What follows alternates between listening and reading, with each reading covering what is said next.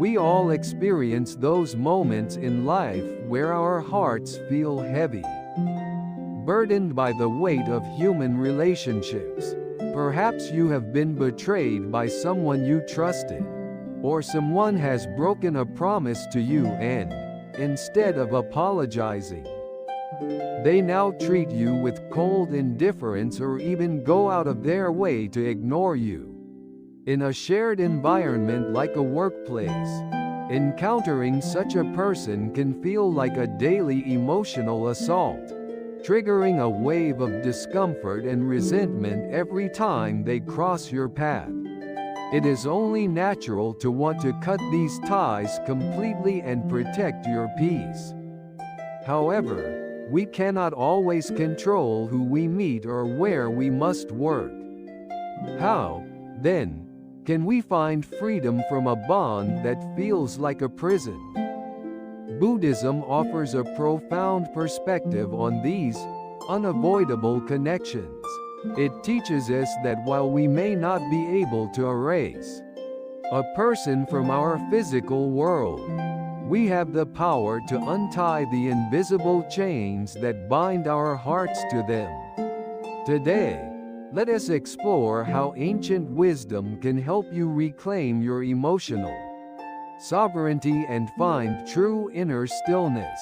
Once upon a time, in a vibrant village in ancient India, there lived a young merchant admired by everyone for his honesty and diligence. He valued his promises above all else. But one day, he experienced a devastating betrayal by a close business associate. This man broke a crucial agreement, causing the merchant significant loss. Instead of apologizing, the man began to blatantly avoid the merchant, turning his face away or coldly ignoring him whenever they crossed paths.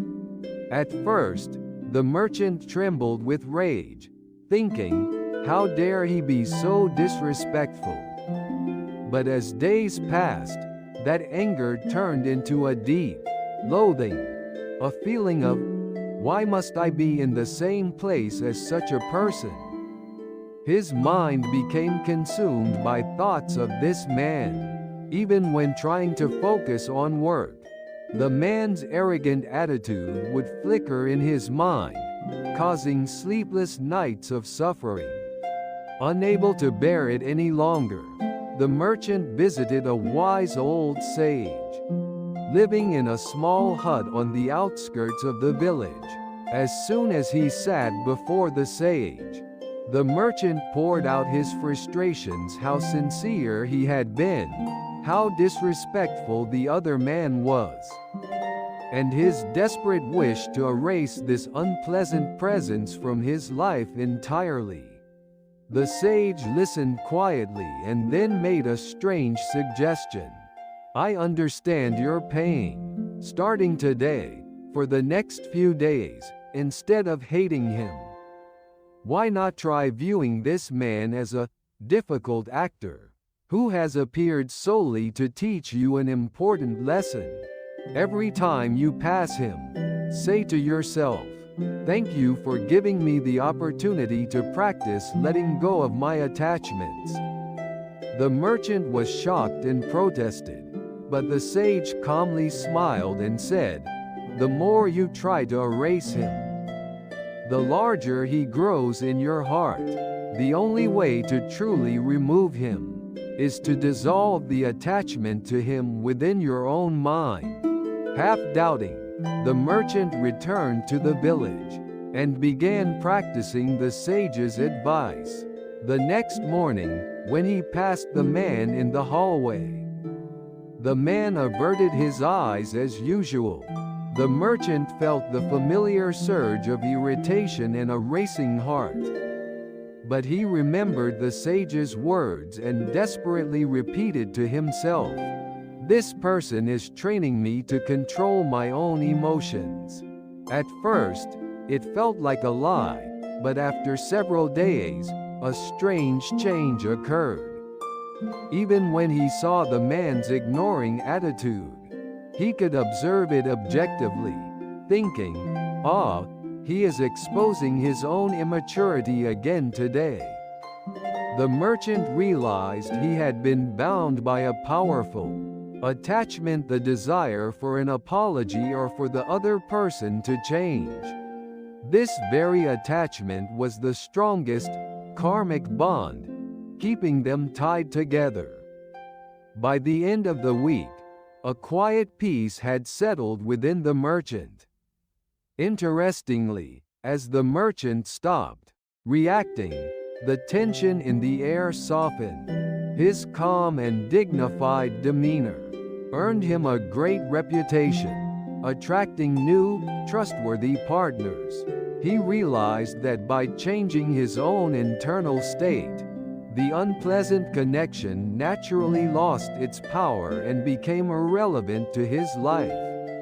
The discomfort we feel toward specific people in modern society follows the same structure as this story. Buddhism teaches the concept of the suffering of unwanted encounters. This acknowledges the fundamental human pain of having to meet those we dislike or resent. It is a universal struggle. But the true challenge is not the other person's behavior itself. It is how our heart reacts and how much energy we sacrifice to them. When you wish strongly to cut the tie, your mental spotlight remains fixed on that person. Psychologically, intense dislike is a form of negative attachment. When you ruminate on their rudeness, you are consuming your precious mental energy for someone you dislike. The principle of causality suggests that while their behavior is a cause, your own internal conditions, your sense of justice or your expectations are what make the encounter painful.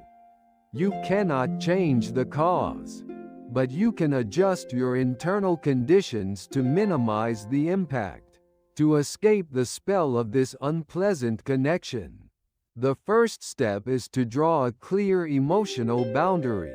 Someone else's failure to keep a promise or their decision to ignore you is strictly their problem, not a reflection of your worth. Think of their rudeness as an unopened package. If someone tries to hand you a box of negative emotions, and you simply refuse to accept it, the package remains with the sender. When they ignore you, observe them with objectivity, as if you were watching the weather. Oh, this person is simply expressing their own lack of emotional capacity. Do not see them as an equal opponent, see them as an immature student or a difficult catalyst, helping you master the advanced skill of patience. Next, try practicing a shift in mental imagery. When you pass them, silently recite, "May this difficult connection make me stronger and wiser, and may this person also be freed from their own ignorance." This isn't about forgiving them for their sake. It is a detox for your own heart. It is said that holding onto resentment is like drinking poison and waiting for the other person to die. Conversely, when you reach a state of equanimity, a balanced, calm mental state where their actions no longer disturb your inner peace, that is the moment the bond is severed. Additionally, focus your awareness on things that bring you pleasant feelings. The human brain can only focus deeply on one thing at a time. The moment that person enters your vision, consciously return to your breath or think about someone you love. Fill the space in your heart with things you value. Buddhist practice is not about suppressing emotions but about guiding them, so they don't hurt you. Finally, please remember the discomfort you feel is not a sign of a small mind. It is a cry from your soul trying to cherish itself. The best way to grant that wish is not to forcibly remove them. but to erase their presence from within your mind. When you decide that your inner peace will not be disturbed, regardless of what they do, you have truly cut the tie. That person will eventually become nothing more than background scenery that no longer has the power to hurt you. This suffering will not last forever. As the principle of impermanence teaches, everything is in a constant state of flux. If you continue to observe your heart and respond with wisdom, the situation will inevitably shift. You no longer need to let an insincere person dictate your happiness. From this moment on, your heart belongs to you. Step by step, let us walk the path toward freedom.